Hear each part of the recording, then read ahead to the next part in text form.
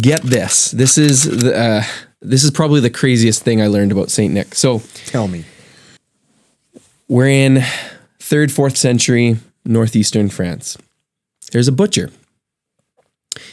Often back in these times, and we read about this in the Bible, in the story of Ruth, these people who would go into the fields after the crops had been picked to glean, to pick up the gleaners, the gleaners, right? To pick up the things that had fallen or not been picked by the pickers. So these children, these poor children, 3 young boys went out to glean, and they kind of lost track of time, and it's dark, and they see this house with a light on.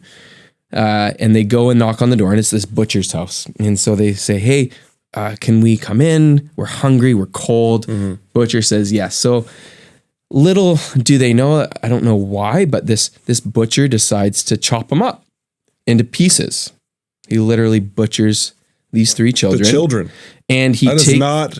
You didn't see it going that way, did you? This is not what I thought you were going to do or what you were going to say. Well... I'm enraptured in this story. Please continue. Wait for the next turn, because it gets even better. So not only does he chop these children up into pieces, he then proceeds to take the chopped up pieces of these boys and pickle them. As you would. As a butcher would. So large cask or barrel, puts them in with all the salt and all the pickling spices and everything, and pickles it. Actually, you know what? I think this was a Netflix show. I'm pretty sure. Probably, yeah. So he pickles the boys. And depending on which account of the story you read, it was either shortly later or maybe years later, up to 7 years later, St. Nicholas rolls into town, the bishop, and he arrives at this butcher's house, and he needs a place to stay. Butcher says, sure, come on in. Are you hungry? You see where this might be going? Are you hungry? And the butcher asks Nicholas, like, hey, would you like some beef? And Nicholas says, no, I'm not really in the mood for beef. Butcher offers him some ham.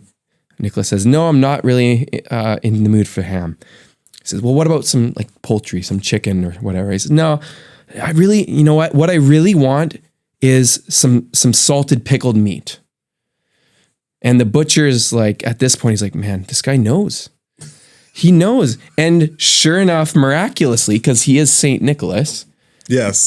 Nicholas knows that this butcher has butchered these children, and he's pickled them, and he's got them in this barrel, in this cask.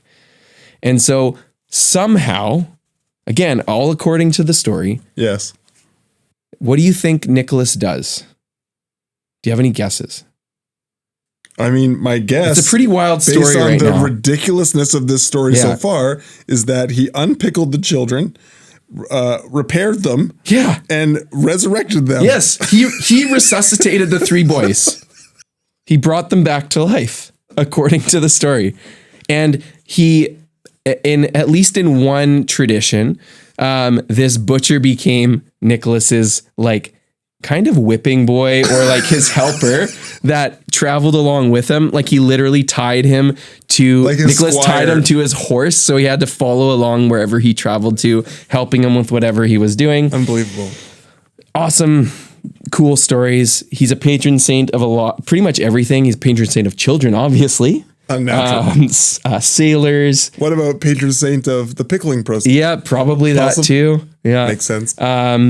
So that's a little bit of the history of St. Nicholas, and the reason why we still today celebrate this St. Nicholas feast day on December 6th, which was a couple weeks ago now, is because over the centuries, as this story in Northern Europe was kind of passed on and learned, when settlers came to North America, specifically the Dutch, they came with this tradition of Sinterklaas, which is Santa Claus in Dutch, and that's inspired by Saint Nick. Mm-hmm. And so for Dutch people to this day, on December 6th, they celebrate Sinterklaas, and they get little gifts in the morning on December 6th that Sinterklaas has left. Oh, okay, yeah. And Saint Nick, as a good bishop or priest would do at different times of the year, has robes that are different colors. So we get this red robe and clothing that he wears, and that's where we get the red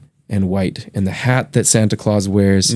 So we can see kind of this evolution of what St. Nicholas started as, this gift-giving, benevolent man who dresses a certain way. Yes. Helps people in need, to what we get today with Santa Claus, obviously with a heavy dose of like Coca-Cola advertising in the early 20th century and everything else. I mean, it's kind of the mythification of it, Yeah. right? Which is usually how these kind of legendary stories come about, is you have a real person or someone like the real person who does these remarkable things. And then as time goes on, legends change and they morph to fit the culture that they're in. Yeah. And here we eventually get to Santa Claus, who's a caricature of what he's ultimately based on. But is a connection point between us and them.